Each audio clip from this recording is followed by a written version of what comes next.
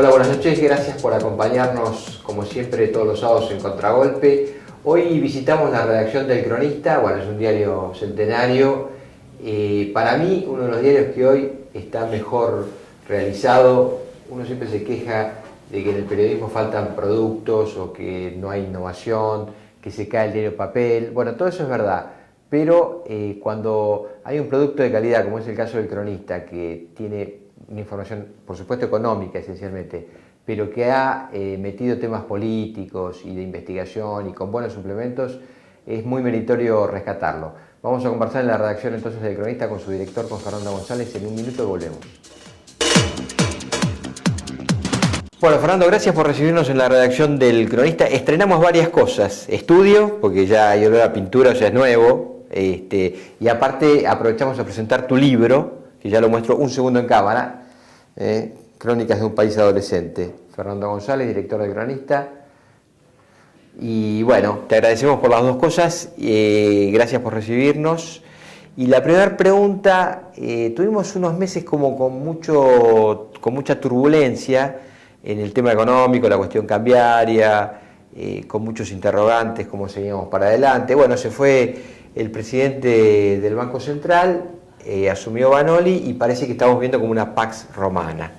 Me gustaría una primera valoración de tu parte. Sí, es un clásico, ¿no? de estos últimos tiempos. Yo creo que el gran problema de la Argentina empezó con el cepo al dólar hace 3 años, apenas ganó Cristina con el 54%, un enorme error a mi juicio, porque la presidenta había obtenido la reelección con el aval de más de la mitad de la sociedad. Es una cuestión inédita. Y el cepo al dólar lo que introdujo en la cabeza de los argentinos es el miedo al futuro, el miedo a lo que puede pasar con su economía personal, con sus finanzas y sobre todo volver a traer, que no había sucedido en los años anteriores, el fantasma del dólar. El argentino como instrumento de ahorro recurre al dólar en tiempos de crisis.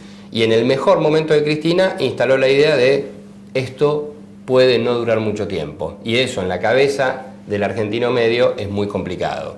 ¿Qué es lo que sucede hoy? Cambió el presidente del Banco Central, puso policías, gendarmes en la City, hizo algunos operativos en casas de cambio, incluso en el banco que está asociado a la bolsa, con multas, metiendo miedo, y esto ha hecho que baje el dólar blue, el dólar en contado con liqui, y que tengamos algo parecido a una especie de Pax, ¿no? Cambiaria, como dijiste vos, que es muy parecido a lo que resultó después de la devaluación del 23 de enero que había hecho Juan Carlos Fábrega, o que había hecho el gobierno con el ministro de Economía Axel Kicillof, pero que el ideólogo de aquella devaluación del 25% había sido Juan Carlos Fábrega. ¿Cuánto va a durar esto? Ojalá dure mucho tiempo, pero el problema es que las causas de fondo, que es la inflación, que es el déficit fiscal, que es la recesión, la baja del consumo, la caída del empleo, la suba de la pobreza,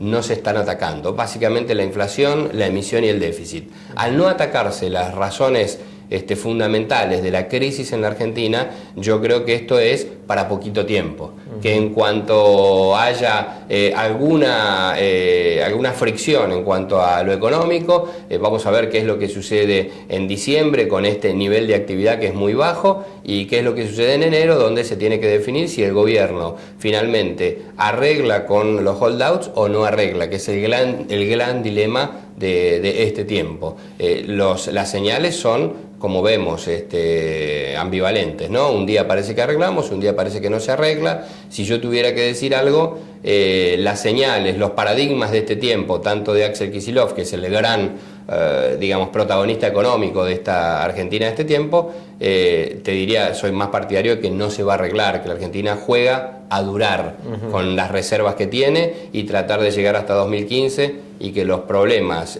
las materias, las deudas pendientes queden para el próximo presidente. Ahora, ¿no te da la impresión que también hay un tema mucho más de fondo sencillamente, que tiene que ver un poco con el modelo económico argentino? ¿En qué sentido te lo planteo?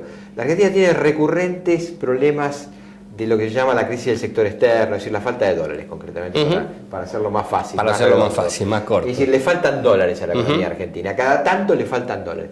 Y eso, a mí, por lo menos a mi entender, tiene que ver con la estructura de producción argentina, que, si bien este gobierno dice que no se reprimarizó, bueno, lo que ves es que sus palancas fuertes siguen siendo, bueno, la producción sojera, un poco más de granos. Sí, puede haber bolsones de industria que han mejorado, pero estructuralmente la Argentina no es un país de perfil industrialista con alto valor agregado. Ergo, bueno, intercambia bienes, tuvo un ciclo del capitalismo muy pujante, que es un ciclo que se da cada tanto, ahora está en retirada, pareciera ser.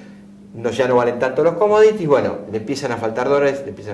Digo, ¿no te da la impresión que este ciclo populista entra en un ocaso, pero más bien por una cuestión estructural, que más que por medidas así puntuales? No, por supuesto, por eso te mencionaba el cepo, ¿no? Porque el cepo fue una medida tomada por la restricción de dólares, por la falta de dólares, que no era porque los argentinos se iban a comprar dólares a la City, sino porque era por una cuestión mucho más de fondo que tenía que ver con el déficit en la ecuación energética y con esta estructura primaria de la que vos hablás. Cuando yo digo que la Argentina es un país adolescente, hago foco básicamente en una cosa: la adolescencia es el corto plazo. Vos cuando sos adolescente no pensás en el mediano ni en el largo, pensás en el hoy. Y no pensás en el mañana. Creo que la Argentina ha hecho eso en los últimos 70 años y el resultado es lo que tenemos. Es decir, el cepo va a tomar la falta de dólares con medidas de corto plazo, no con medidas de mediano y largo, que es resolver la cuestión de la inflación y resolver la cuestión de qué tipo de país queremos, que es lo que no se plantea el gobierno, que no se plantean incluso los candidatos a presidentes para el año próximo. Lo que digo es,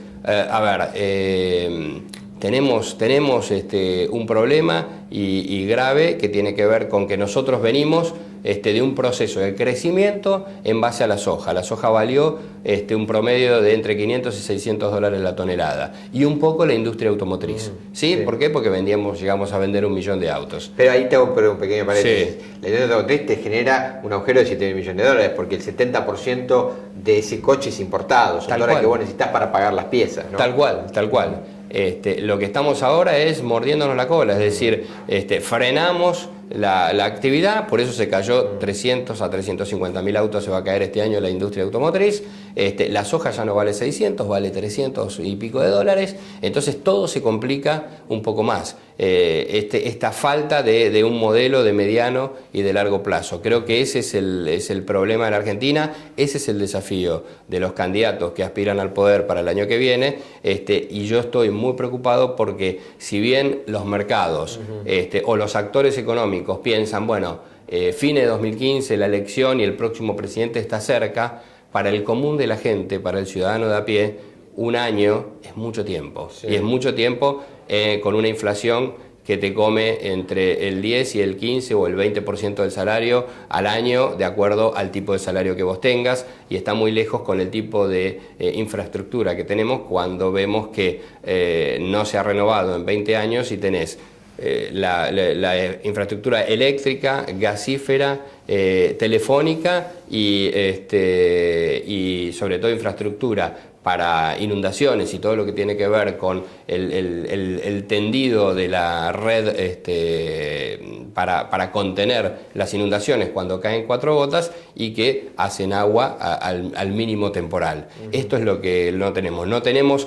No se aprovechó la soja de 600 dólares y el boom de la industria automotriz para generar un Estado que contenga a un país que quiere crecer. Crecimos un poco, pero no trabajamos para el desarrollo, que justamente es el mediano y el largo plazo. Fernando, vos por supuesto estás dirigiendo un diario que tiene un claro sesgo económico, pero sos un periodista político. En función de eso, así como empezamos este reportaje preguntándote por una suerte, no digo de cambio de expectativa económica, porque, bueno, tampoco es que estamos en una situación eufórica, pero pareciera que como íbamos derecho al abismo y eso no aconteció, bueno, algo se movió. Pero en lo político me da la impresión que también pasa algo parecido. ¿En qué sentido? Hay una serie de valoraciones respaldadas en algunas encuestas que dicen que la Presidenta de la República no está en 20 puntos, sino en 40 de aprobación, de imagen, que tiene esa intención de voto, ¿no? Y que eso es un condicionante y que tiene que ver con que la gente, si bien efectivamente la actividad económica se está contrayendo, todavía, por ejemplo, no tenés problemas serios de empleo. Es decir, no hay una masiva desocupación. Es cierto. En función de eso, también el acompañamiento y el humor social, te diría que está muy lejos de estar en un punto de hervor. Está como casi te diría, con cierto nivel, como dicen los españoles, de pasotismo. O sea, no me importa mucho, Aplacado. bueno, aplacado, ahí va. Los candidatos intentan hacer campaña como pueden, algunos sacándose los ojos, qué sé yo, pero no hay una fuerte corriente antigobierno, por decirlo de alguna manera. No sé si vos compartís esta apreciación. A ver, yo creo que es semana a semana, ¿no? Nosotros hace 2 semanas teníamos el coloquio Empresario de Idea, donde Daniel Scioli hizo un papel interesante. ¿Por qué? Porque apareció a medio camino entre, digamos, los empresarios más exaltados contra el gobierno. Continuidad con cambio, digamos. Exactamente. O cambio con continuidad, y la verdad es que la piloteó bastante bien, y Mauricio Macri, que en ese caso no fue directamente. Lo otro es los triunfos de Tabaré Vázquez en Uruguay y Dilma Rousseff. Eso lo favoreció. Ahora, este último fin de semana, con las inundaciones, vimos a un Scioli por primera vez nervioso, por primera vez confrontativo, ¿no? Pareciera que hablándole más a Cristina y a la Cámpora que hablándole a la gente, digamos, enojándose con Massa, teniendo un cruce durísimo de campaña. Después vimos lo mismo entre Massa y Carrió, pero lo que digo es, lo afectó un poco. Habrá que ver si esto produce un efecto o no en las encuestas, porque Scioli es el campeón de que nada lo afecte, ¿no? En los sondeos. Pero es cierto, digamos, que todavía hay como una cierta dispersión de la oferta opositora. Ante esto, el gobierno y la presidenta tienen una hiperactividad legislativa, una hiperactividad de iniciativas, entonces aparece como generando proyección de gobierno. Todavía está gobernando, y lo bien que hace, porque digo, falta un año para que termine. Pero yo creo que una vez que pase el verano y que se acerquen las internas del 9 de agosto, vamos a ir viendo más definidos a los candidatos, y creo que va a ser mucho más difícil. Veo vientos de cambio, y viento de cambio quiere decir que hay 2/3 de la sociedad que está pidiendo otra cosa, que está pidiendo algo diferente a el esquema económico y político un poquito sofocante que hemos vivido en estos últimos años. ¿Te preocupa el hecho que, te preocupa en el sentido de estos vientos de cambio que vos señalás, no estén respaldados por algunas ideas, fuerzas que, por ejemplo, en otros lugares sí tienen, en otros países del mundo tienen más proyección? ¿A qué me refiero? Sudamérica, concretamente, la región, te diría, vive, bueno, cierta continuidad de las políticas progresistas, cada una con sus matices, con su país. Es decir, evidentemente Bachelet es el máximo de progresismo que soporta la sociedad chilena, que es una sociedad bastante más prolija que la nuestra. Totalmente. Evidentemente el populismo venezolano es el otro extremo. Tal vez la candidata del PT, la presidenta Dilma Rousseff, sea un poquito el medio de esos dos ejes. Uruguay algo parecido, pero digo, pareciera que siempre está en este paradigma de centro progresismo, centro izquierdismo, como le queramos llamar. En la Argentina, bueno, está el interrogante, digamos, si lo que la sociedad busca es continuidad con cambio o busca romper más. Porque también me da la impresión que hay como cosas que ya están como muy instaladas en esta sociedad de estos últimos 12 años, y que yo no sé si se pueden tocar o se van a cambiar. Pero no para hacer tal vez gorilismo, sino porque digo, la sociedad necesita programas de innovación, de investigación, de emprendimiento, que hoy están medio colapsados o se cree que los tiene que resolver el Estado. Yo creo que hay que mirar sobre todo las encuestas, ¿no? Las encuestas dicen que las 3 preocupaciones más importantes de los argentinos hoy, por lo menos la última que yo vi esta semana, tienen que ver con la inseguridad, tiene que ver con la inflación, y después viene el empleo, que empieza a ser una preocupación. Antes no lo era y ahora empieza a ser una preocupación, ya asoma como tercero. Ten en cuenta que en el primer semestre del año hubo 400.000 personas que dejaron de buscar empleo, ¿sí? Que se transformaron en desocupados, y eso es una cifra que no tenía registros en los últimos años. Lo que digo es, inseguridad e inflación son materias o son cuestiones que los gobiernos progresistas en general le esquivan el bulto. Por ahí que son menos frontales para poder combatirlas. Y los gobiernos un poquito más conservadores o de centro derecha o algo se muestran como más preparados, o por lo menos desde el discurso, más preparados para combatirla frontalmente. Creo eso que hace que hoy los tres candidatos con mayor intención de voto sean Scioli, Macri y Sergio Massa. Que se parecen bastante. Que se parecen bastante, que tienen un perfil parecido en cuanto a ese estilo, por más que uno venga del peronismo, por más que Scioli sea un peronista conservador que está apoyado por Cristina, por el kirchnerismo y por la cámpora, porque no tienen otro candidato mejor pareciera y lo van a tener, ¿no? A pesar de todo, pareciera ser esto, pero me parece que por ahí viene la cuestión de la Argentina. Sí me preocupa, que es lo que vos me preguntabas, por ahí que no haya en los candidatos a presidente una idea, fuerza muy contundente, más contundente de lo que podemos escuchar de los candidatos diciendo: este es el rumbo que yo quiero darle al país cuando lo presida, este es el rumbo que yo quiero para la Argentina en términos económicos, en términos políticos, en términos financieros, en términos de relaciones internacionales. Eso todavía es muy blandito, muy light, los candidatos son muy light. Vos, en un corte involuntario que tuvimos, hiciste un comentario que me parece muy interesante para rescatar.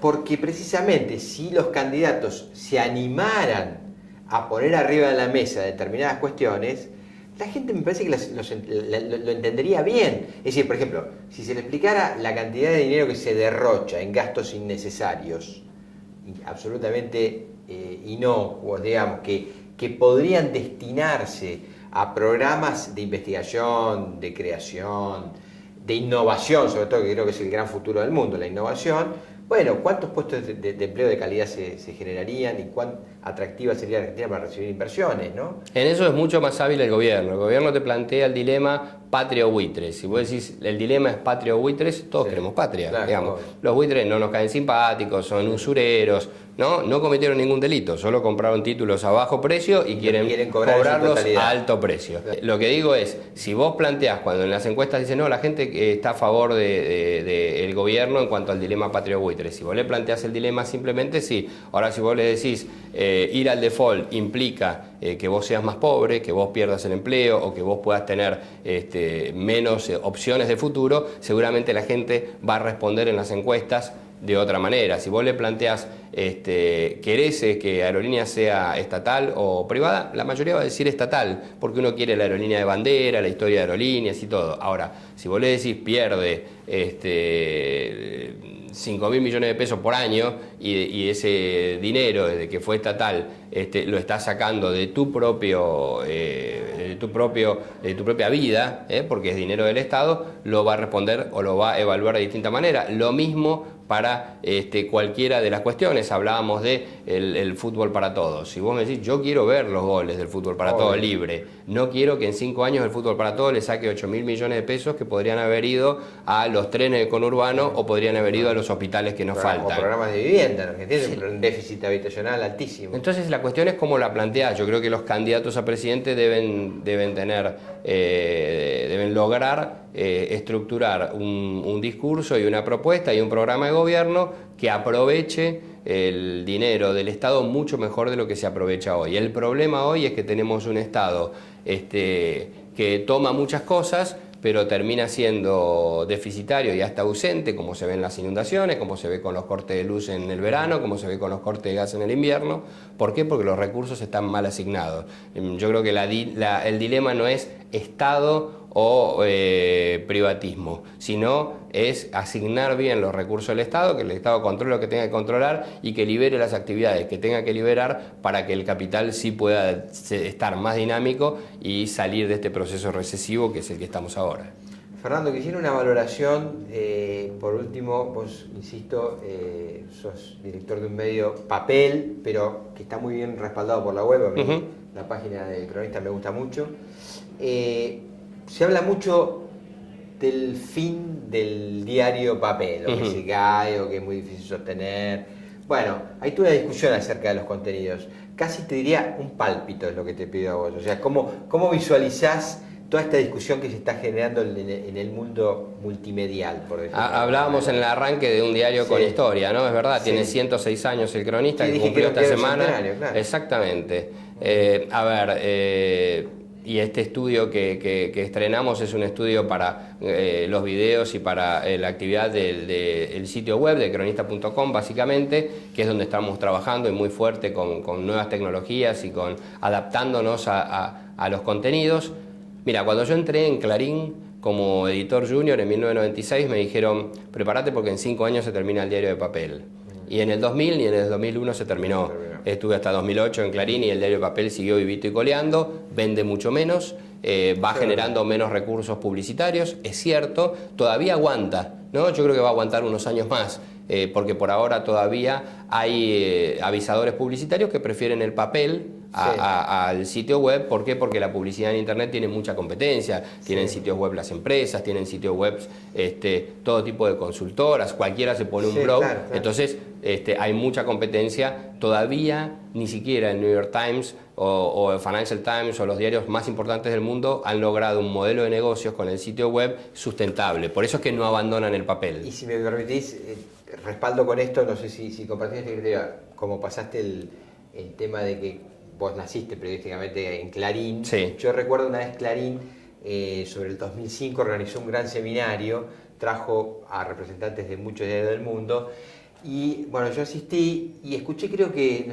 era Cebrián del País, del País de España, que dijo que por mucho tiempo más el diario papel que tenga historia, como es el caso del Cronista o de Nación o de Clarín, va a ser la referencia obligada de un montón de debates y de disparadores. Es decir, todavía muchos nos vamos a seguir respaldando en lo que leemos en el papel para generar ciertas discusiones.